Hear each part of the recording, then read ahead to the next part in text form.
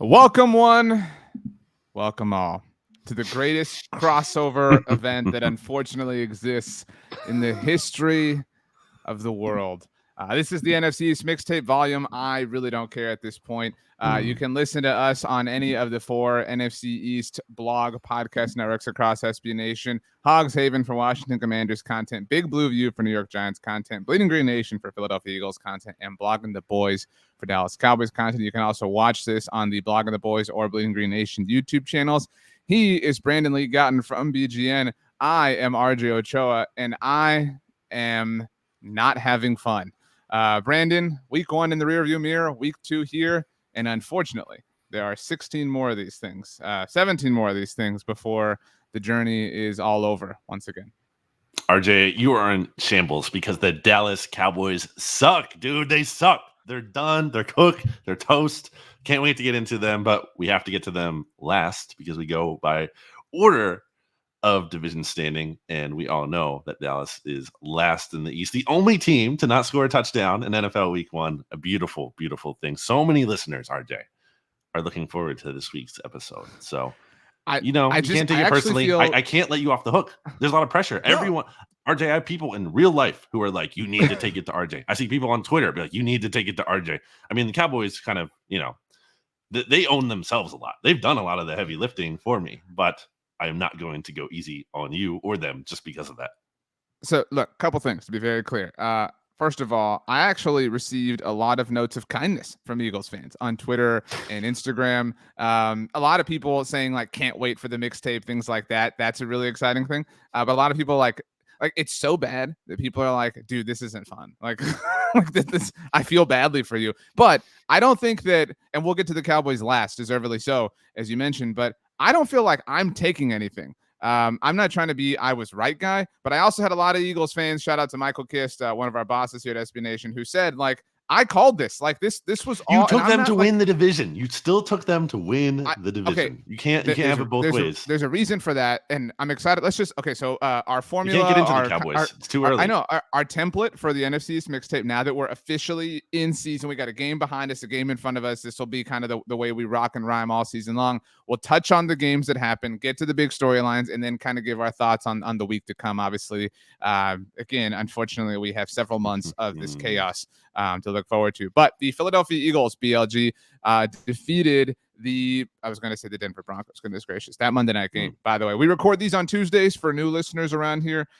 So if something happens Tuesday afternoon, Tuesday evening, we're recording this just before lunchtime. But Brandon, the Philadelphia Eagles with the big dub over the Detroit Lions on Sunday, 38-35, the final score. Do you want my takes first? Do you want your takes first? How do you want to do this? Because I had some that Eagles fans clap back at on Twitter. Yeah, I want you to go first because I'm interested in an outsider perspective. We decided to leave Bear in the office for the recording, by the way. Hey, the Bears won. Shout out to him. He's very excited.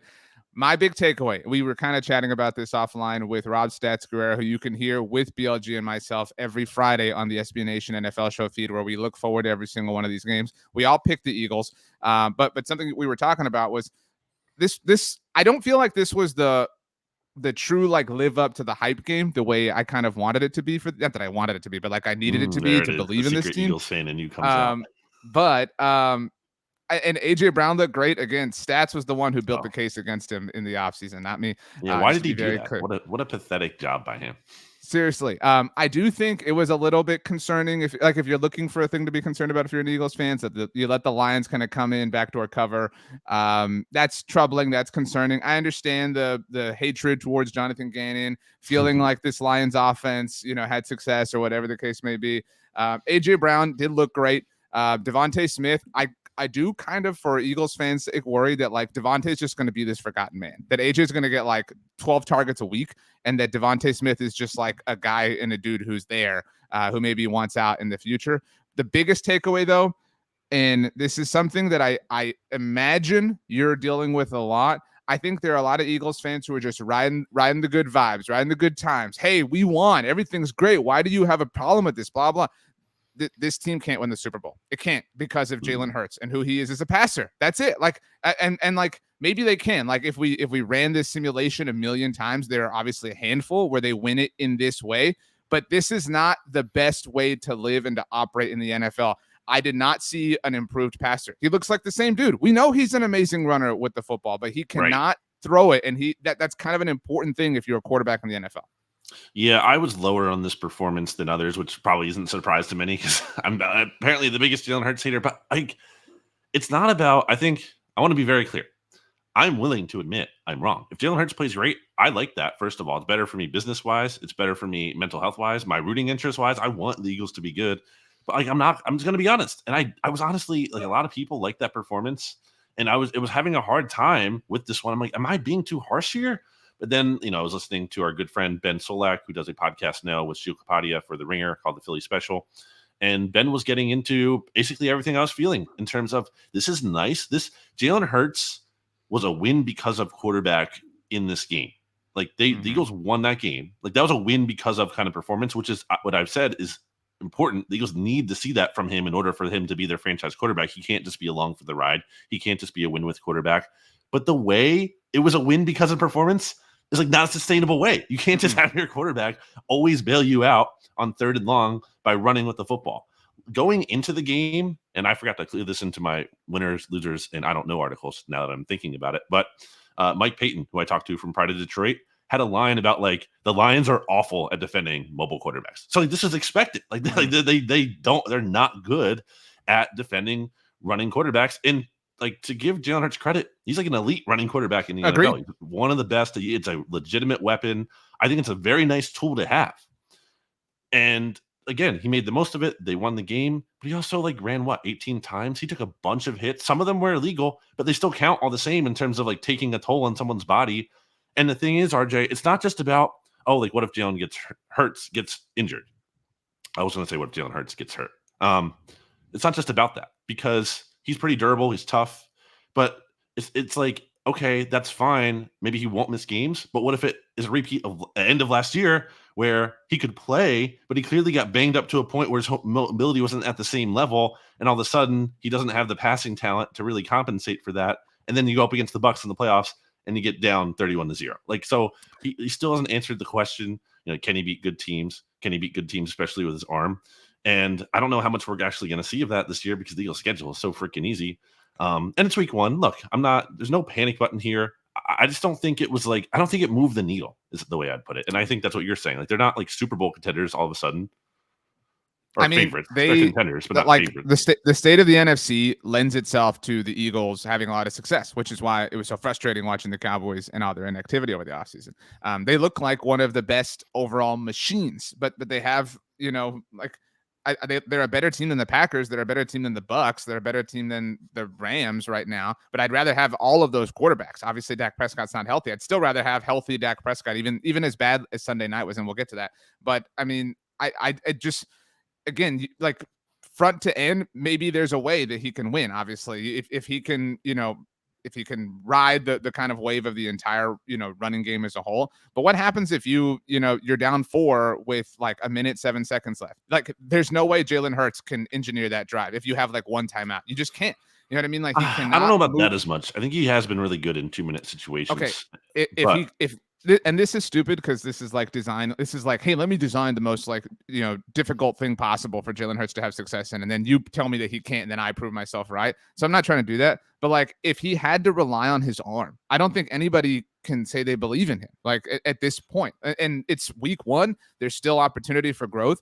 But sure. I mean, this isn't the recipe. I mean, and I think that you're still, and again, it's week 1, and you have every right to feel awesome if you're an Eagles fan, but you still don't have an answer one way. This is the worst case scenario we talked about for the season as a whole, where you're trapped in purgatory. You don't know if this guy is a functional franchise quarterback, but you're going to have to maybe pay him in the offseason. I think enough people don't think about worst case scenario that way. I think people think the worst case scenario, because in a vacuum, like it would be like the quarterback is terrible. Mm-hmm. Like that's not, because if the quarterback's terrible, in theory, you're able to move on and maybe get a good one. The worst case scenario is committing to one that you're just topping out with. That's my worst case scenario. So I definitely think there's a lot of things to be ironed out, not just him, but across the board. And that's fine. You'd rather have a performance where you need things to work on when you're 1-0. Like, okay, it was ugly, whatever though. We're 1-0. Moral We have loss, time. baby. Moral Yeah. loss. It was kind of a moral loss in some ways. But more so, I would say, on the defense than Jalen Hurts in terms of that. I mean, the defense, like, come on, man. Like, Jonathan Gannon, the big thing with him, to flip it to that side of the ball, is that he didn't maximize the talent he had last year. And look, the Eagles have new starters on defense, a bunch of them. Like, you can apply caveats and like you can give him some level of grace, but at the end of the day, you're giving up 35 points. Let me pull up the numbers here, right? Yeah, 35 points. It was the second highest scoring total of week 1, only behind the Chiefs. They gave up 5.8 yards per play, which is the 10th highest total. And for perspective, 5.8 yards per play ranked 28th worst last season. Lions converted 9 of their 14 third down tries, and they were 1 for 1 on fourth down as well. Like, that is so pathetic. Like, the Lions are not this amazing juggernaut. Yeah. Maybe they're a little underrated, possibly. They're cute. But like, it's Jared Goff, and he didn't even play well. There are multiple throws where open target or whatever overthrew him. And the Lions had like at least 4 drops. I feel like it was even more than that. Like, PFF said 4, but I felt like it was even more than that. I mean, DeAndre Swift had 9.6 yards per carry. What are we doing? What is this? It's pathetic. That game should have been a blowout. There was a point in that game where James Bradbury returns the pick 6. You're like, okay, this is a point in a game where like things start to fall apart for the other team. Like, it's going to unravel from here, going to cruise to a win, and it didn't. And to the Lions' credit, they kept fighting, but that's what they are. But the Eagles, they didn't stomp on them. They didn't like smother them when they had a chance to do so. And it's not concerning to the point the season's over, but it's concerning in that like they should have done better. I agree entirely with all of that. And people, I'm sure you've heard like, what, man, why are you so upset after a win? Oh my gosh, did they win the game? You know what I mean? Were we watching different games? You know, like, again, like, the goal isn't to win week 1. Obviously, it's important, and all these games are important. And there are a lot of things to feel really good about, and a lot of reasons to continue to praise Ty Roseman. Like I said, AJ Brown looked great. The run game as a whole looked great. Miles Sanders looked great. I mean, like, lots of positive vibes in that sense. But the most important one is, do you have a franchise quarterback? And you still don't know the answer. But you are in the best possible case overall in a lot of different ways to learn that, right? Like, not only are you having success and winning games, again, it's only one game, but still, if you have draft capital, you have cap flexibility. Like, the Eagles are in the, you should feel great if you're an Eagles fan, but you shouldn't feel like life is perfect. But okay, let's move on, because we technically are only one way through our 8-game discussion because we have a lot of things to touch on. The Washington Commanders, Brandon, have never lost a game. All right, the Washington Commanders, that is 28-22. You foolishly went into the icebox on the look ahead and took the Jacksonville Jaguars. Not enough. I think they were one of the worst looking teams relative to expectations, because a lot of people thought they'd be cute and plucky, and a lot of people thought Trevor Lawrence and Doug Peterson would play all right. But no, Carson Wentz had some Wentz moments, both positively and negatively, but 28-22, the final score. Antonio Gibson was using the passing game. Terry McLaurin looked great. Jahan Dotson looked great. This looked like an offense that can be functional in the NFL. It did. It's still Carson Wentz. Like, at the end, this is like a Carson Wentz performance. He was still better than Matt Ryan, and I was so proud of myself. Okay, but that was the big thing. Like, they got the like 17th best quarterback in the NFL. That's a notable thing. This is an anti-Colts thing. We're talking about this is the NFC East Mixtape, RJ. We're talking. You can bring this up on the look ahead, but he was Carson Wentz. Like, you saw the highs, some good throws. You also saw the lows that like put the win in jeopardy, and more than it should have been. And against a team that was, for as much as I love Dougie P, it's still a team that finished with the number 1 overall pick 2 years in a row. By the way, I got to call out Hogshaven. Like, it's one thing to be excited, to win. But like, they had this tweet after the game that was like something to the effect of like, "Oh, the Eagles almost lost to the Lions," and the like, it was just like, "Oh, Washington looks great. You guys almost lost to the Jags." You can't be like acting like, "Oh, we're the best team by far in the East." I think they should have lost. Like, Travis Etienne had some really bad moments in this game. Like, you don't have to butterfly effect this game a lot to make it a Jaguars win. I mean, I'm looking at the stats here, and like, the Jags only had 2 fewer first downs. They had the Jags outgained Washington in terms of yards per play. Also looking, Jags. Trevor Lawrence, technically, I don't know. I understand people don't love QBR, but Trevor Lawrence had a higher QBR marginally than Carson Wentz. Like again, it was kind of like Washington lost the game less than Jacksonville did. But I do think that there were signs of promise. Like there were the touchdown to Terry McLaurin was a phenomenal throw by Carson Wentz. Like you can see, like I think like there have been times where with Washington there has been like it's been nothing. Like you can't. So we love to say like can you see a path? There's been nothing. You can't identify good play, especially at the quarterback position. There is good play. It is sparing and it comes in pockets, but it does exist. And so you can see them winning 7 to 10 games, like if the right kind of breaks go their way. I think Washington has a middling kind of ceiling. They're a decent team, and there's something to be said for that. I don't think they're the total joke that maybe we thought they would be or other people thought they would be. I think they're a solid team. They're going to be a team that's tough for the Eagles. Like I think they're the second best team in the NFC East right now, right? I mean, they're the team you feel like second best about, especially with the way the Cowboys are cratering. They have the second best quarterback with Dak hurt. Yeah, they have a legitimate, and some would argue the best, and they have a legitimate like chance to win the division. I think. I don't think they will, but I think they're in the discussion. They're in the mix. They'll be solid. This is not like if they were actually like good, legit good, then they would have stomped the Jags. It wouldn't have even been close. And the defense also like had some nice moments. Like again, like there's some things that you can. It's not hard to talk yourself like. I don't know what like Washington sports radio is like, but I don't listen to it obviously, but I bet Monday was filled with some like, hey, you can see this team, winning the division to your point, like catching a little bit of fire. Like they have a very clear ceiling, but it's not before the playoffs start. You know what I mean? Like that's, and in that sense, like the trade for Carson was worth it. It was interesting to me to see the video. Did you see the locker room video of Ron Rivera handing the game ball to him? And like, yeah, Washington fans, if you're buying that, like, all right, we'll see how long that lasts. I don't buy them again as this actually legit NFC contender, the conference contender as a whole. Sure, but I do think they're like going to be a pesky team to play. Like they're going to be annoying. It's not just like you walk in, you get a free win. They're going to be annoying to play. I was really impressed with Jahan Dotson, and look, I'm not trolling, and I say this very carefully. I think there's a world or a path when the season's over, Washington had the best receiver duo in the division. Dallas is not in that mix, like especially with the quarterback play, and we'll touch on that. New York's definitely not in that mix. I don't know what to think of Devontae Smith, and that isn't me being down on him, but like I don't know. Like we've even talked about this. Like he's not somebody that works with Jalen Hurts. It's very clear that AJ Brown is by far the best receiver in the division. But if we're looking at the duos, I could see Washington having the best or at least the most accomplished when it's all said and done. And I will note that you probably didn't see the full game. Devontae Smith, he had 4 targets, 0 catches. He did have a nice catch that was wiped out by a holding penalty that had like nothing to do with the play. And then he had another should have been catch.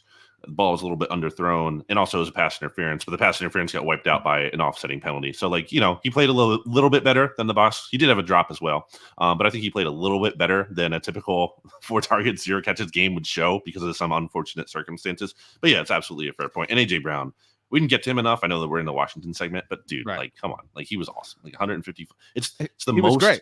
The most receiving yards by an Eagles player in their debut ever. Like in this first, like it's crazy. He's a stud. Like that's not a guy teams have answers for. Like, and so it will be interesting, I guess, to take it back to Washington to see, because it's hard too. Like, so you have to like AJ Brown is so far out in front that even if Devontae Smith is solid, like I think that kind of makes them the best.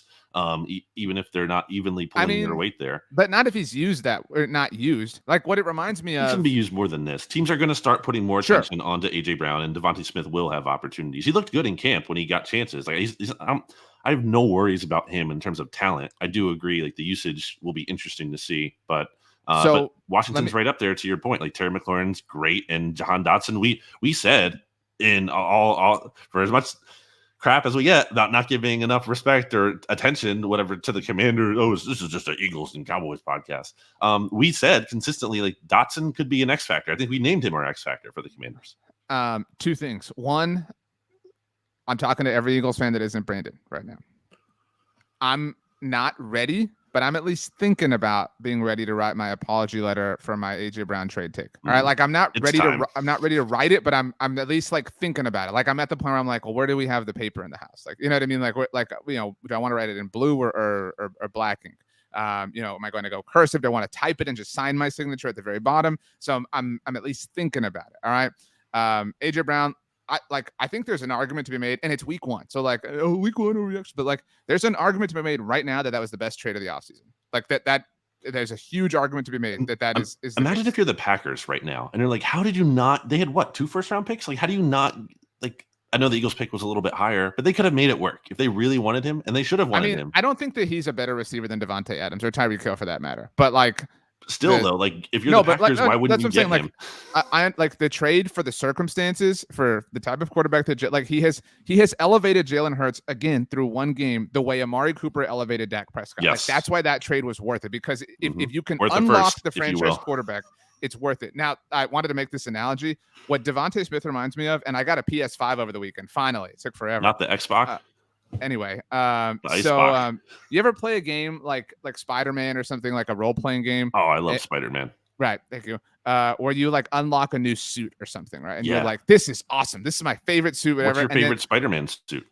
Well, I'm kind of a classic guy. You know what I mean? So I like the classic, like vintage look. But anyway, so you unlock a suit and you're flying around or whatever, you're doing this and that, whatever game, and you're like, this is awesome. Like I'm never gonna wear another suit in the game, outside of like whatever benefit it might give me. But then you unlock a different suit and you're like, oh, that one I really liked. Like, dude, I can't wear that. This new one is even better. That's AJ Brown to Devontae Smith. Like you really like that suit, but you're like, I can't, like this other one is just so much better. Like, this is just kind of where I'm at. You're a Devontae hater. It's fine. But back to Washington, because we got way off track on them. New York back suddenly New York. Good again at football Giants. We'll take a break in a little bit. But the New York Giants got the dub. Brian Dable was dancing in the locker room, 21-20. If there was ever a reason to justify the non-belief in the Tennessee Titans, it was this. 21-20, the final score in Nashville. The Giants 1-0. Shout out to Davey G, who died so these Giants could live. Obviously not literally, just a metaphorical sense. Daniel Jones was kind of Saquon Barkley. Are we going to write an apology letter to him? BLG, Possibly. 18 carries, 164 yards, and a touchdown, including a long run of 68 yards, 1 yard away from a nice moment here. We've said all along, this was kind of a great week for all of our priors being confirmed. Right. Like we've said, like this season, the Giants and Commanders have different ceilings, to be very clear. Like I think if you're a Commanders fan, you should be focused on competing, winning the division. That path is there for you. If you're a Giants fan, it's not. Like just don't let the week 1 win fool you and sway you. But this is very, very positive. If you're a Giants fan, huge step in the right direction. Huge, loved Brian Dable going for and getting the win. Joe Judge would have never done that. Like no. It's a Cowboys fan that bothers me that they're now like smart and understand like basic common principles, things that should be basic. This was a really huge injection of positive vibes for the New York Giants. I think it all goes back to John Mara, like admitting he was dumb, or like admitting like he messed things up, and we needed to start new, and we needed to like go in a whole self-aware. And I think that's what the Giants have been doing since then. They've been on the right path. On the Daniel Jones point, I want to point out that good friend KSIXI on Twitter, a former Big Blue View writer / contributor who I follow on Twitter, who always has great takes on the Giants and lives in Philly, if I'm not mistaken, or at least did it one time. So he's a Philly guy in one sense. But this is what he tweeted about Daniel Jones' performance, and I thought it was a nice way to sum it up. No closer to finding out more about Daniel Jones after that game on Sunday. It was emblematic of his career. Some really nice plays, gutsy, tough plays, a few misplays, and of course, 1 or 2 backbreakers. The Giants are going to move on if this is how the season goes. I looked at the Giants box score on Sunday, and I was like, did he fumble? And sure enough, he did. That does not go away. It's always going to happen. So, yeah, I mean, I think that's the thing. Like, this season is not their goal was to play spoiler, basically. And what did I say? I think it was the look ahead. I was like, you know what I think the Giants are going to be? They're going to be this year's Lions of last year. Like, they're going to be that feisty team that, sure enough, is aggressive and going for it. And, like, you can see the makings of something promising, but the talent just isn't there. The quarterback just isn't there. They're just not there yet. But you're starting to see some encouraging signs and something to believe in. And then going into next year, like, the Lions, RJ, they had like a sellout crowd for the first time in 5 years, non-Thanksgiving games. Like they were freaking juiced for that game. And I think like if this is the path for the Giants to like okay, it's tough. We're gonna lose some tough games, but next year, like the next year is gonna be like a year where we take a step forward, or things are looking promising. We're gonna get really excited. So it was a good. I know the Titans have had like a stock down off season, but like it's still it's a team that, as much as we didn't think they were actually representative of what a number 1 seed is in a conference, it's a team that still did that. And for a team like the Giants, who've been the worst team in the NFL since 2017, beating that team is an accomplishment. It's not like a king-making performance, and it's not just about them being the number 1 seed a year ago. The Titans have been a really stable organization for the last few years. So getting a win there, season opener, is very, very positive. I didn't expand on your Lions Giants point when we talked about on the look ahead, but the more I think about it, it really does hit very well. So good job, you. I think about a team like the Vikings, who a reason I was high on them is because they had so many like fluky losses a year ago. That's why I like them so much this year. And one of their losses last year was to the Lions. And so I think that we're going to look at some teams next year who maybe had some kind of weird fluky losses to the Giants this year. And those were just examples, to your point, of kind of the Giants playing over their heads, getting big wins.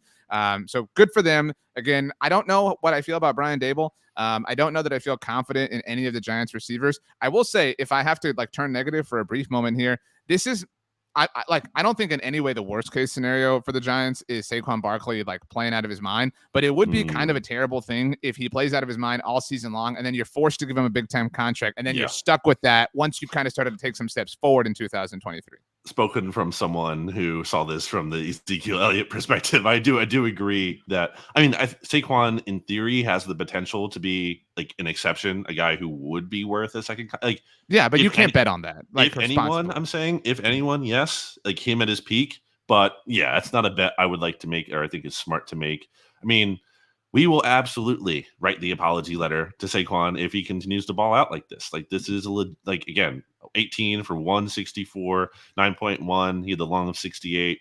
I wanted to see, like, when I saw that score at first, the box score, like if this was like a Saquon game where like he's like, if you take the one long run away, he's averaging like 2 yards per carry. Yeah.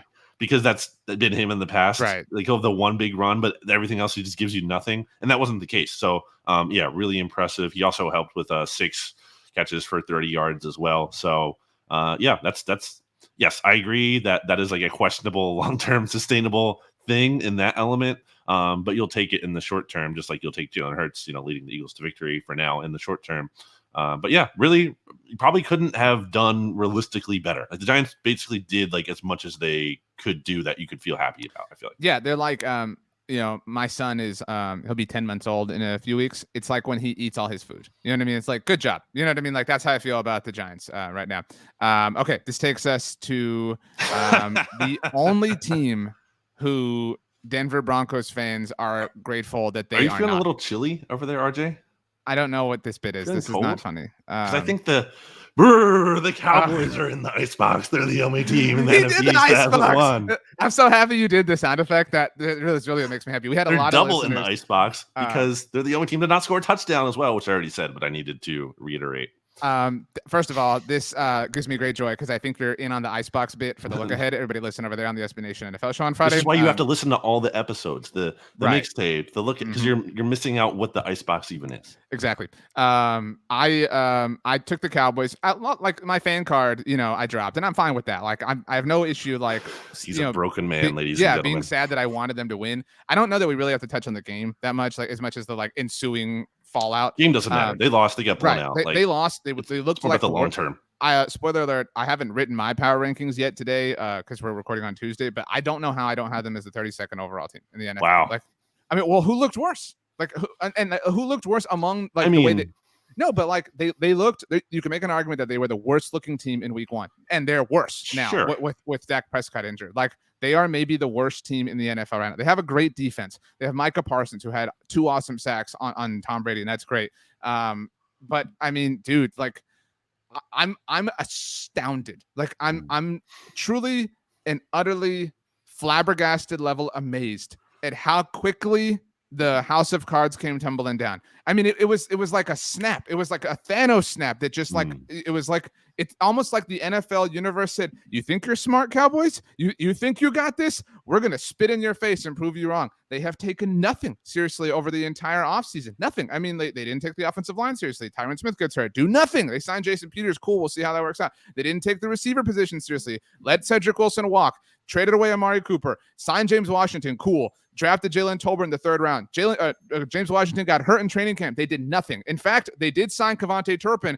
Oh, man, they're going to use him on offense. Not a single offensive touch. Jalen Tolbert, he's going to be awesome. He's our day 2 pick, third-round receiver. Healthy scratch for the game. Scratch. I mean, it was a pathetic level of predictability unfolding in front of our very eyes. I actually have a question for you, because sometimes we can get stuck looking at like our teams through our lens. I think you agree that happens. I've been following the NFL for a long time, covering the NFL for a long time, as have you. And I cannot remember something this surreal happening where Chris Collinsworth, correctly, by the way, on the call is trashing the way the Cowboys built their team. Like, I can't, like, there have been a lot of questionable decisions made by a lot of NFL teams in the last 20 years. I can't remember, like, the universe being in such strong level of agreement. Like, there is nobody who is sitting here saying, yeah, Cowboys were right. It was a good plan. You know what I mean? They did it the right way. Nobody, like, everybody agrees that they tore this down for stupid, foolish reasons and did nothing to build it back up. I mean, can you recall anything that is similar to this? I mean, I feel like I'm living in a reality show.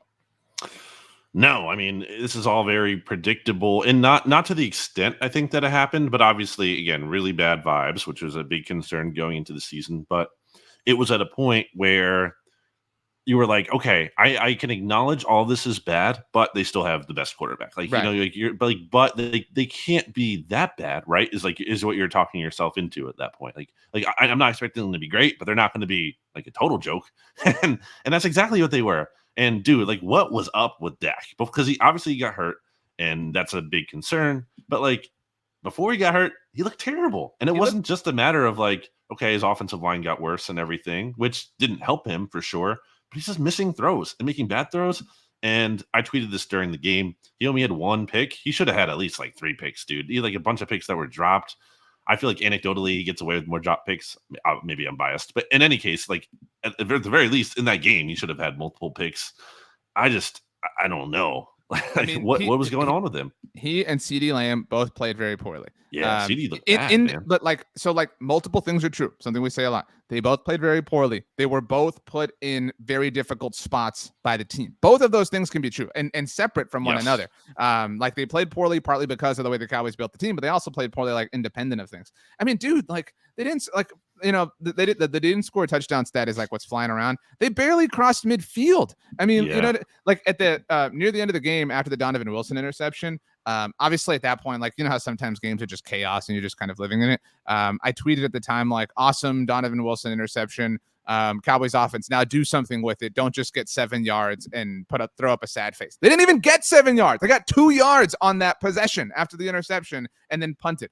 I mean, like, they looked like one of the most dysfunctional offenses I've ever seen. And I'm so sick of Kellen Moore. I mean, like, again, let's put some blame on Dak. Let's put some blame on CeeDee. But, we're going to manufacture touches for Kevontae Turpin. Not a single offensive touch. And why? Why do you have to give Tony Pollard the ball in the most complicated ways possible? Why are you reverse pitching, triple optioning Tony Pollard? Just hand him the ball. Just tell Dak or Cooper Rush, whoever, to turn around and hand him the ball. It is so just, I truly don't know who I feel the worst for, besides like me and Cowboys fans. Like, I feel for Mike McCarthy, and I know you don't. I know a lot of people think he sucks, and I'm not saying that that's not true. But if Dak is out through the bye, and we have that to touch on as well, Mike McCarthy will have coached 41 games for the Cowboys, presuming he makes it to that point. Dak will have been out for 19 of them. Like, this era has been filled with so much just swirling chaos that, I mean, it's been impossible for anyone to thrive. Granted, they had success last year. And I mean, I think they overestimated themselves. I still think Dak is the best quarterback in the division. I still think CeeDee Lamb has a bright future in the NFL, but they overestimated foolishly, because you don't have to. Like, you never had to rely on Dak to be your savior. You never had to rely on CeeDee to be the dude who wins against triple coverage. You didn't have to do that. They're clearly not those players. That's not a fault of theirs, but you built this so that they have to be, and now you're stuck. Like, what a big shocker that Noah Brown and Simi Fehoko weren't enough to get it done. And now what sucks is people are trashing them, right? Like, they suck. That's so unfair to do to them. It's their fault. Yeah, I mean, I just have no idea how this is a thing. I have no, and this thus begins like our spinning forward. So a few different kind of points of chaos for the Cowboys. Dak Prescott has the thumb injury, had surgery on Monday, is now on the path towards recovery. Every national insider, national reporter, 6 to 8 weeks. 6 to 8 weeks. That was the reported time frame for like 2 days straight. Jerry Jones takes the airwaves to 105 through the fan on Tuesday morning. We're not putting him on IR. No way. We think he could be back within those 4 weeks. Dude, what? Like, that just is so stupid. Like, it's so ridiculous. So you've got that going on. You've now got Conor McGovern dealing with a high ankle sprain. The same Conor McGovern who is only starting at left guard because you had to kick Tyler Smith out to left tackle because Tyron Smith predictably got hurt, and you waited 2 weeks to sign the actual left tackle for this team. It's a comedy of errors. Beyond that, Jaron Kearse is now hurt, has an MCL sprain. They do kind of have some depth at safety, so that's like kind of the one spot where they're all right. They still don't have a swing tackle. They don't have a swing tackle. They have no more interior guard depth. And on top of that, we have this Micah Parsons thing, which I did want to address just because people might see it. We don't know the full story. I do want to couch that with this. But today for Brandon and I is Tuesday, and it had previously been announced, partly by Micah, that he was going to be appearing on Undisputed every Tuesday on FS1 to kind of just talk Cowboys, whatever. He, according to the show, did not show up on Tuesday. And we're recording this just before lunchtime, has not given a reason, has not said anything. There could be a justifiable reason, but right now there's nothing from Micah. So we have no idea why he didn't show. Like, the vibes, you said the vibes are bad. Dude, that was so wrong. The vibes are on fire. Like, this is the like, I mean, this is Sharknado. Like, this is so bad. Like, there's nowhere to turn. I'm actually amazed that it continues to get worse. Like, I keep thinking like we've hit the bottom. There's no more that they can do to make this bad or to hurt me. Yet they always find a way. But shout out to them, Brandon, because Sunday was the highest rated season opener on NBC since 2015, a game that also featured the Dallas Cowboys. Woo. I was looking through the Cowboys game log to double check their longest drive into Buccaneers territory. Opening drive. And yeah, it was a 31-yard line. They didn't get past the Bucs 31-yard line all game long. They didn't get into the red zone one time. And they had an interception that kind of started right near midfield. I mean, like, so that's pathetic. The Dak injury thing, like, I can't believe, like, why would you? This is your starting quarter. Like, why would you? What's the earliest he could really play? The 4th week there, really, like that 4th week, so you don't put him on IR, so you can get him in that 4th. Like, that's so the fourth game, by the way, is on the road against the Rams. So, like, if he were to return in the 4th week, it's just. I just think you're thinking about it wrong. Like, just put him on IR. You save the roster spot, which is a nice advantage, and you give him that little extra time. The little extra time is going to be.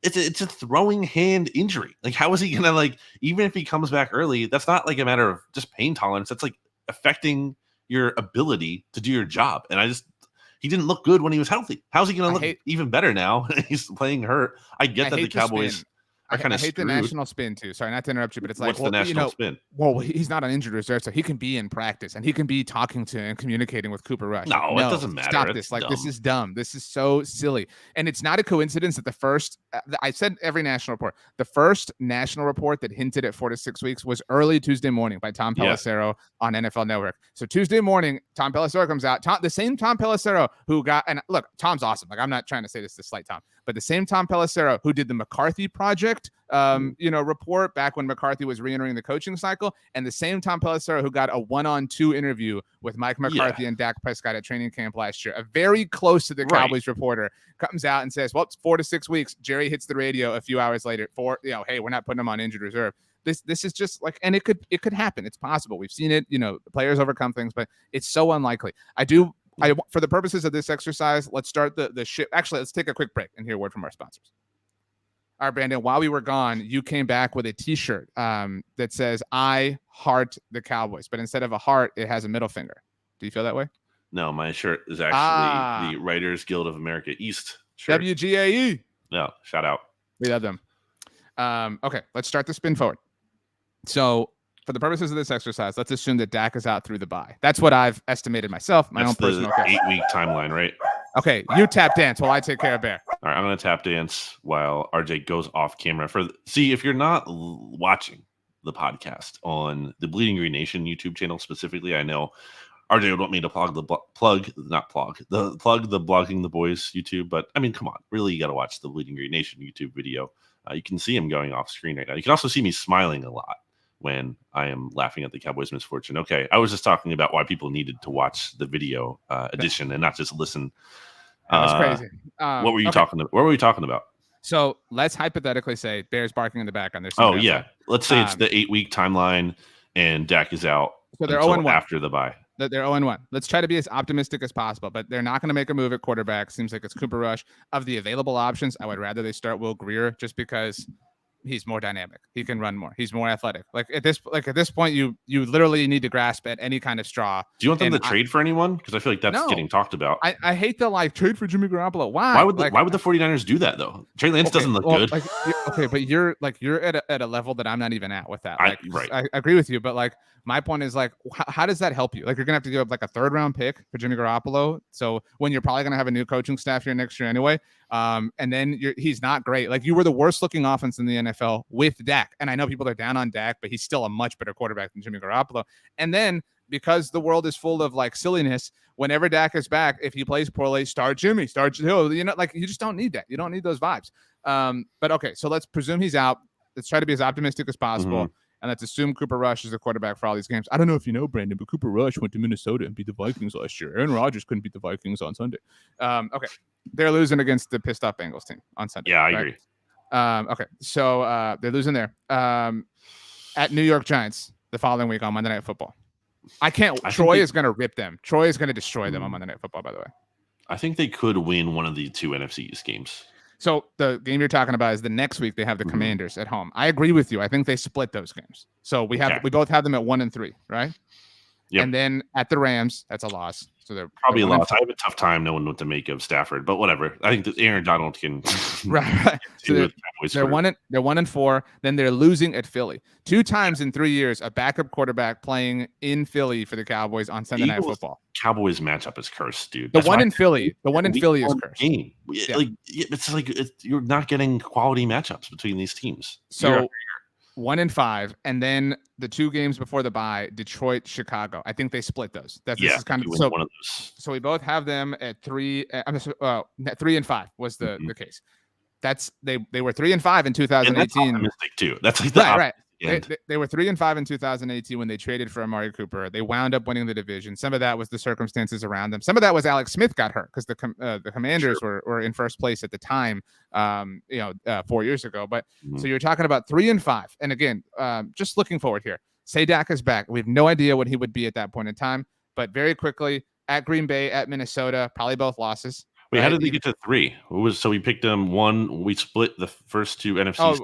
I think. Oh my gosh, you're right. 2-6. We have them 2-6. Okay, so 2-6, and then at Green Bay, at Minnesota.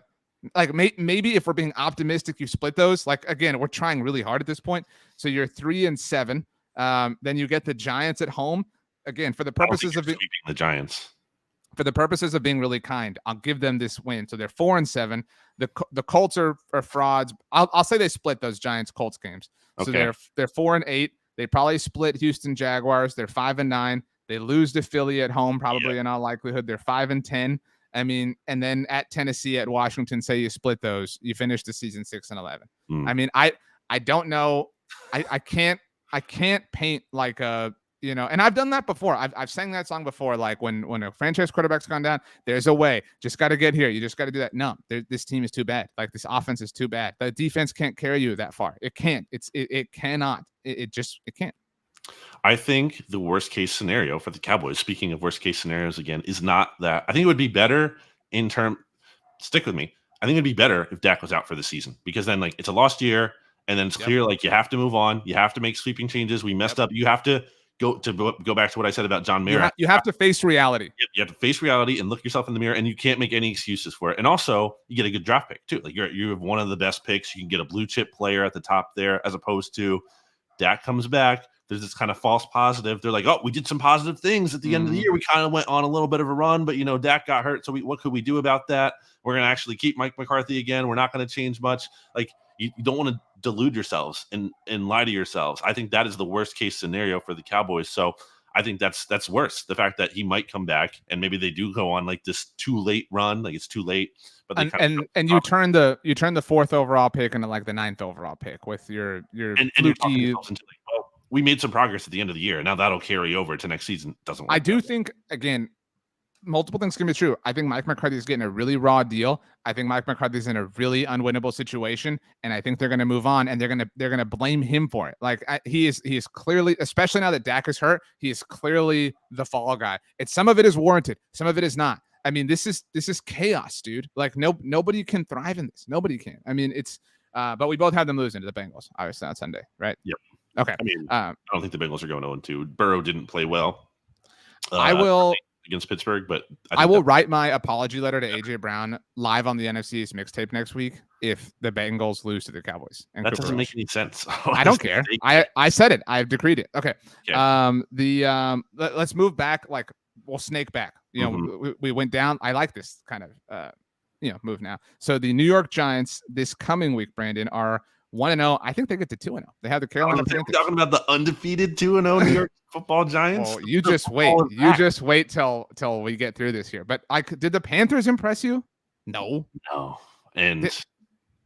not at all. Like, the Panthers looked awful. The Panthers could, like, I was so disappointed. Like, get DJ Moore involved. Like, what do Robbie Anderson? Fine. But like Christian McCaffrey is who we correctly slight Saquon Barkley to be. You know what I mean? Christian McCaffrey's the like, oh, he got his like 60-yard run. And there was because I was watching Red Zone, obviously. He got his touchdown, and there was something like there was some stat that he's like averaged a touchdown a game every game he's been active. Like, that means nothing. Like, are you making the team better? Are you winning games? Like, no. Like, he's better fantasy football player than an actual football player. So we both think the Giants win, right? We're both in on this. I mean, what do you feel good about? Not too long ago, we're saying, what do you feel good about with the Giants? I feel much better about them than the Panthers. What do you trust about the Panthers right now? I'm not buying bigger. The way I'll play it is like advantages, right? Like, if we do the advantage matchup, whatever, I think the Giants have the matchup advantage at head coach, mostly because of Matt Rule, not really anything to do with Brian Dable. I guess the quarterback's kind of a push, whatever. Offensive an issue for Carolina. Right. I give offensive line to New York. I give running back, run game in general to New York. I guess I give receiver, like pass catchers, to the Panthers. So our friends at DraftKings Sportsbook, who are our sponsors over the SB Nation NFL show, have the Giants as 2.5-point favorites in this game. By the way, they have just so we say it, the Bengals are 8-point favorites. They started off as underdogs against the Cowboys, and the Dak injury happened. Then it climbed to 6.5 Cincinnati. Now it's at 8 Cincinnati. Wow. Giants 2.5-point favorites. I like that. I'm in on the Giants 2-0. Let's do it. No disagreement here. I think that would be very realistic. The Washington Commanders. This is the lock of the week. I'll say it right now on the look ahead. You'll hear us. By the way, you and I went undefeated in our locks. Your lock last week was the Dolphins by 4 over the Patriots. 3.5. Yeah. 3.5.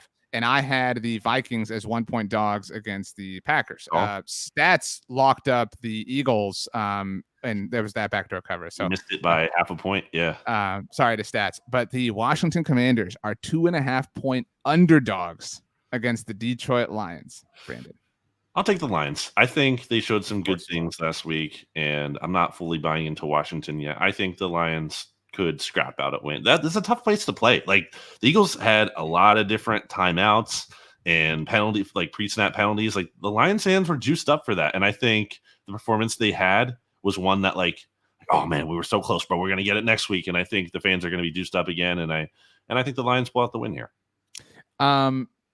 I don't know that I'm going to make this my lock of the week, but I do think that's I think that's not disrespectful to the Commanders, but I think it's still too juiced up on the Lions. Like there is some cool stuff, cool energy, cool vibes, whatever. They were not a good football team. Like, I don't know how they managed to squeeze out 35 points. Cool. DeAndre Swift ran the ball, Jamal Williams too. But like, there's not a lot to believe in football wise. There are at least some things to believe in football wise when it comes to the Commanders. I will definitely pick them. I think they win. So we disagree here. I think I think they both get to 2-0. Look at that. Carson Wentz a little less mobile than Jalen Hurts is what I would say. That's definitely a big weakness for Detroit. And I think, if Wentz is forced to throw the ball and isn't able to run like Jalen Hurts was, then I think that's going to be tougher for Washington. So we both have the Cowboys starting off 0-2. We both have the Giants starting off 2-0. We are split on the Commanders. I have them starting off 2-0. You have them at 1-1. Monday Night Football. My Minnesota Vikings visiting the Philadelphia Eagles. I was going to say this when we were kind of dancing around the game early on. This, Brandon, is a preview of the NFC Championship game, a la 2017. And it's a preview in that this one will also be in Philadelphia, this title game. But the Vikings will win it. Hear me now, believe me later. This is a preview. And I'll go even farther because I'm just on one today. In the NFC Championship game, the most Philadelphia thing possible will happen. Jalen Reagor will catch the game-winning touchdown.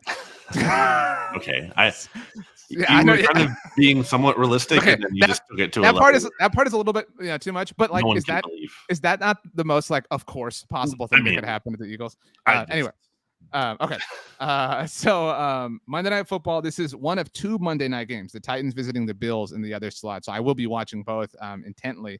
Our friends at DraftKings have the Eagles as 2.5-point favorites over the Vikings. I love that. I love that for the Vikings. I think, dude, the Vikings looked good. I mean, RJ was right. RJ was right on Kevin O'Connell on his impact. Justin Jefferson looks like the best receiver in the NFL. And I could see this. I could see like Minnesota getting out to like a 14-point lead. He's the best player in the NFL, not just receiver. Right, I agree with you. Like, and I don't know that Philly has the horses to compete with that passing performance with the way they play the game, like we've talked about. Over under on Justin Jefferson receiving yards. It has to be like 180. Let's see here. I've seen a lot of Eagles fans, because I tweeted that after the game or during the Packers-Vikings game, and a lot of Eagles fans are like, well, the passing defense really wasn't an issue against the Lions as much as the run game. I'm like, okay, the Eagles did not face anyone close to Justin Jefferson against the Lions. The Lions do not have a receiver who was anywhere near that caliber, especially with Jameson Williams being hurt. I'm nervous about this one. And before the season, I believed that the Eagles were going to split their first two games. Either they were going to lose to the Lions and beat the Vikings, or they were going to beat the Lions and lose. Wait, did I just say that? I don't know. The point was I thought they were going to split. So, 1-1. I think this is a tough one. Kirk Cousins, it's different coaches. It's different my gosh. players. Kirk winning at Philadelphia in prime time would be so funny. Oh my gosh. I don't believe in him. But I do believe in Justin Jefferson. That was my take all along. Was Justin Jefferson and Kevin O'Connell and the rest of the team? That offense is stacked. Justin Jefferson to win MVP in our MVP 4th of July. No, because again of the way the MVP award is structured. You know as well as I do that if Justin Jefferson had an Offensive Player of the Year award type season, that Kirk would win MVP if they won a lot of games. I think if there were a quarterback who would not win MVP with a receiver that good, it would be Kirk, because not everyone loves Kirk. Anyway, I think Jefferson is going to be a problem. Darius Slay and James Bradbury are good cornerbacks, and maybe even really good cornerbacks. That doesn't matter. Like, Justin Jefferson is unguardable, it feels like, basically. He is another level, and I think he's going to be a really big problem. And for as much as I don't believe in Kirk historically has the Eagles' number. He just does. So he always, for whatever reason, pretty much has their number. So I don't feel great about the Eagles in this. I feel very good about the points. I would take the points. Maybe it's maybe if the Eagles win, it's a close game and they can win. But I think it's coming off of that Detroit game and the defense being as concerning as it was. And what if the Vikings get into a spot where, like, the Eagles have to pass a lot? And they might have to, because it's going to be a high volume passing attack from them with Justin Jefferson. So I think it'll be close, but I'm leaning Vikings early in the week here. I'm easily taking the Vikings, but you're saying you're at least taking the Vikings with the points. I am definitely, even if because it's early in the week and I like to see the injury report. It's hard to make a pick now. You like to flip flop. You can say it. I like to see the injury report. I mean, that's a big deal. Like the Lions were suddenly missing their starting 2 right guards last week, and then their center was hurt too. And once that happened, I'm like, oh, okay, I feel good about the Eagles winning now. Although I did take Detroit to cover. I am going to I feel very confident in this is going to be a close game. So I like the points from the Vikings, but I'm leaning towards them to win. Again, this is per our friends at DraftKings, they have the third highest over/under overall on week 2. The highest, no surprise, belongs to the Thursday night game between the Chargers and Chiefs at 54.5. Do you have any guess at who? I don't know if you have all the games in front of you, but who? No. Give me a team who's involved in the second highest, because Eagles Vikings is third. What's the question? The highest over/under in week 2 belongs to Chargers Chiefs. The third highest belongs to Eagles Vikings. I know you don't have the entire schedule in front of you, but give me one of the two teams involved in the second highest. Chargers Chiefs is number 1, so it's not Chiefs. Oh, I don't know. I'm not looking at the games. I know. I literally said all of this information out loud. So the Chargers and Chiefs Thursday night have the highest over/under as of now at 54.5. The Eagles and Vikings game is third at 51.5. Yeah, you're looking to tell me one team involved in number 2. One team involved in number 2. I'm glancing at the schedule here. Okay, now you can tell me the games since you're looking at the schedule.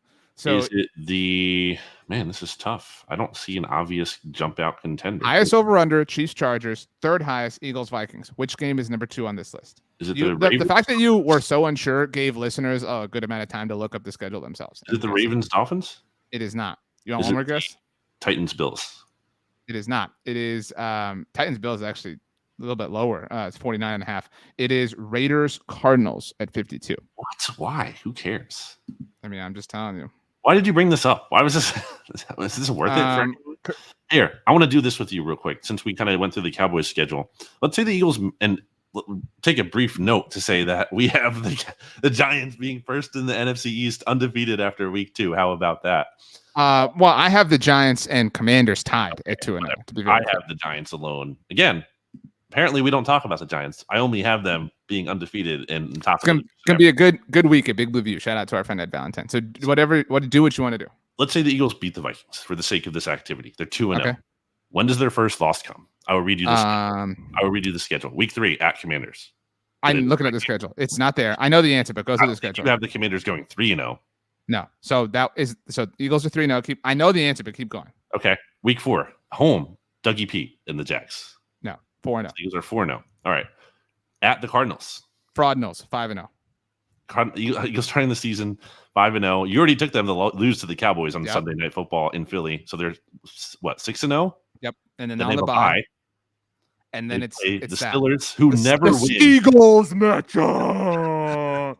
Oh no, because the Eagles will be undefeated on the bye. It'll be a 2-week long party for Eagles fans, and there'll be all sorts of I don't know if you have family who's Steelers fans. I'm sure that exists a lot, lots of Eagles Steelers crossover. Dad's family came from Western PA, so I think they're kind of Steelers fans. There'll be a lot of cross pollination, people hanging out, doing stuff, seeing each other, making trips, whatever. It happens there. Mike Tomlin, he's the one who stops. The Eagles never lose to the Steelers. I know, but Mike Tomlin, if there's somebody we talk about benefits of the doubt a lot. If there's somebody who you're he'll find a way, it's Mike Tomlin. I agree with the premise, but that is a very winnable game for the Eagles still. I will say though, but looking after that, but then it's the Texans, and then it's the Commanders again, and then it's the Colts, and then it's the Packers who aren't looking hot right now. Like I said, they're gonna host the NFC Championship game and lose to the Giants, the Bears, the Cowboys, the Saints, and the Giants. Who should the Eagles be scared of on that schedule? The Packers, if they get their stuff together, okay. Who else? Anyone?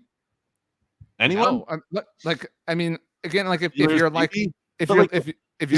AFC team, so who cares? Okay, but if you're Chicken Little, right? If you're scared of everything, these are the answers as far as what potholes to be weary of. The Jaguars, because it's Doug Peterson, right? Again, if you're super Eeyore about this, the Jaguars. I think you have to be worried about the second Cowboys game because you don't know what Dak's going to be, whatever. The Steelers, right? The Steelers. I say this again, hear me out. The Texans, because it's short week, Thursday Night Football on the road. Okay. It's more about the circumstances than it is the team. Could be a letdown game, especially if you beat the Steelers. Right. Maybe the Titans. I mean, maybe the Saints in the penultimate week of the regular season. But other than that, I don't Saints see. Almost lost to the Falcons. They're down 16 points. I said maybe. Again, if we're playing Chicken Little, Eeyore, what are you really scared of? Those are the only ones. I'm not hating on you there. I'm just saying, the Eagles have the Saints first round pick, as you know, and that was looking dicey. Let me rephrase this. Rephrase your question. And keep in mind, the Eagles are favored over the Vikings. who are they going to be underdogs against? And I'll read the schedule out loud for the sake of the listeners because I know you know it. But so yes or no, are the Eagles favorites is the question. Yes or no at Washington week 3? If Washington wins this week and the Eagles lose, then No Washington way. could be favored.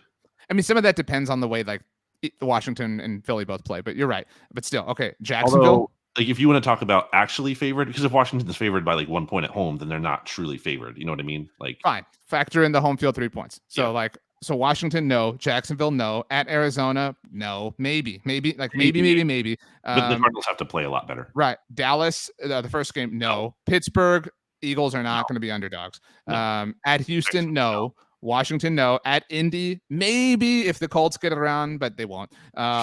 Green Bay, maybe. Packers that's probably the biggest one. That's a Sunday night game, by the way.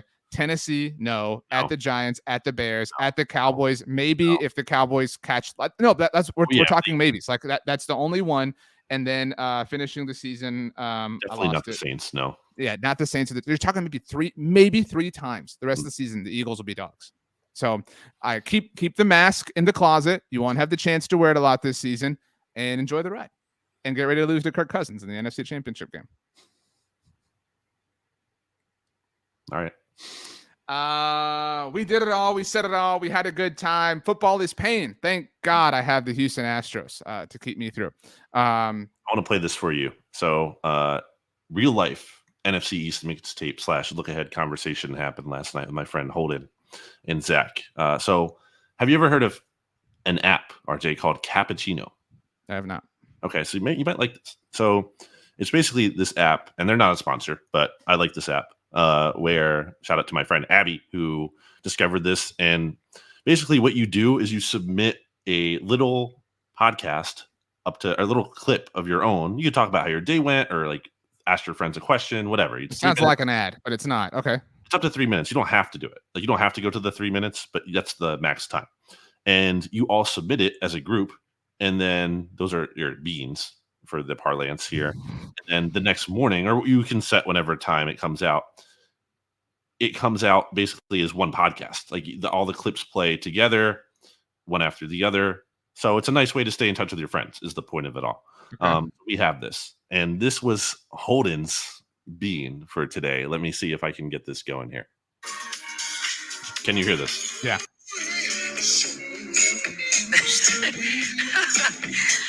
Zach goes, do you think RJ really likes you? Brady goes, yeah. Who doesn't? I stand by it. Like, is the thing you're bragging about that I like you? Yeah, like we're friends. Yeah, we're really good friends. Of course, I like you. Like, do you think he actually, likes you? I'm like, yeah. Who doesn't? I mean, I can think of a lot of people. I can definitely think of a lot of people who don't. But especially after my Jalen Hurts wasn't impressive to me as he was to others take from week 1. Yeah, I mean, you know, I'm not gonna. Man, the comment section in that winners losers article I do because I put Jalen Hurts. I had the audacity, RJ, to put Hurts in the I don't know section as opposed to did they not win the game? Did they not win? And that's what they won. What more? Brandon just hates. The Eagles could win the Super Bowl like they did 5 years ago, and Brandon would find a problem with it. That is funny you bring that up because I was not the biggest Nick Foles guy, and which I was somehow simultaneously both very right and very wrong about. So maybe I'll be that way with Jalen Hurts too. Maybe I'll be right in that like he isn't the guy to stir. He's not the straw to stir the drink, but somehow they end up winning anyway. Again, the most, of course, possible thing that could happen here this season. The only way I can have any joy is if Kirk Cousins beats the Eagles in the NFC Championship game by throwing a last-second touchdown to Jalen Reagor. It would be just wonderful. It's the only thing that could salvage the 2022 season for you. It would be incredible. Realistically. Okay. Brandon. All right. Let's get out of here. As we do me a favor and tell us your favorite thing to dip into ketchup. I don't like ketchup, so that ain't nothing. Okay, dip into honey mustard. So I'm not the biggest mustard guy, but honey mustard is okay. It's definitely not a go-to, but I would do like right now, honestly, that you brought that up. I kind of want to go to McDonald's now and get some nugs. I'm not like the biggest nugs guy. It's not something that I do a lot, but because you brought that up, I kind of want to go to McDonald's, get some Get nuggets. you a 20-piece. Also not a sponsor, but if they want to Yeah. sponsor us, they can. I will say, I haven't had a burger from McDonald's in probably like 20 years. But I get, what would you get there? I get a 20-piece. Get a 20-piece, I mean, a French burger. fries, You're gonna and get a sweet. I don't know. I don't get a burger. I mean, if I'm saying you were going to, I'm asking you, what would you get? Like, would you get the Big Mac? Would you get the quarter pounder? I wouldn't. I don't want a burger from McDonald's. If you had to get a burger, why would I have to? What is the situation? What are the circumstances in my life that have led to this being do something I have to do? Here's a little McDonald's hack that the aforementioned Holden showed me recently. So you get a McGriddle, but you do chicken instead of I don't know what's usually on a McGriddle, like sausage or whatever, bacon. So you get the chicken, you get a side of their grape jelly, and you put the jelly onto the chicken McGriddle, and next awesome. level hot sauce packet. Put that on there too. Boom. Have you watched? This is the last thing we'll say. I will leave after you're done. Have you ever watched I think it's called McMillions on HBO. No. It's I recommended this to Stats, by the way. Whoever can hear with us on the look ahead on the Explanation NFL like show. Ray Kroc or whatever and everything. No, it's about the Monopoly game at McDonald's and the like huge like mafia like scheme that ran it. Basically, it's like 6 episodes. My wife and I watched it right at the beginning of the pandemic. It is incredible. If you got HBO Max, pull it up. McMillions. Thank me later. Also not a sponsor. Last thing, I feel like we had to address this because I wanted to get your thoughts on it. Right now, for the video listeners, I'm showing everyone. You can follow me on Instagram at Brandon Gowton. Only plugging yourself. Interesting. Okay. Breakfast sandwich that I made, RJ. Doesn't that look good? This is the first breakfast sandwich I've ever made here. It looked burnt. That was why. It was not burnt at all. It looked that way. You liked on it. I know. Well, I'm your friend. I will like your things and support you and help you in the Instagram algorithm. But like I didn't. Do you really laugh every time you say LOL? Every time. No, it was not burnt at all. What are you talking about? It was a great breakfast sandwich. It's bacon. Which do you know to cook? What's your bacon cooking method? Oven. I agree if you're getting a lot, but I do the water in the pan thing now. You put just enough water to cover the bacon. No, trust me, it works out perfectly. It cooks. It does not get too burnt, and there's no part of it that is Nobody like still asked for this. Okay. So do it that way. Bacon, egg, cheese, and then 2 hash browns on a pretzel, on a Wawa pretzel specifically. Cut a Wawa pretzel in half. Boom. It was great. I'll make you one. Okay. This is the appropriate thing to end on. Danny Heifetz, who does a great job at The Ringer, tweeted. I hadn't seen this. I did not watch the Manning cast. Admittedly, on Monday Night Football, I wanted to see Joe and Troy. So I haven't seen the Manning cast. So if anybody else did, I apologize. You didn't watch it, I presume. Right, Brandon? Sure. Okay, this is the last thing. And after I read this to you, I want you to give me just 2 words to respond to it. Eli Manning told a story on the Manning cast about him and Saquon Barkley. Eli told Saquon to run one route. Saquon thought he should run another. Eli responded, "If I tell you tomorrow is Easter, go paint some eggs." Cowboys last.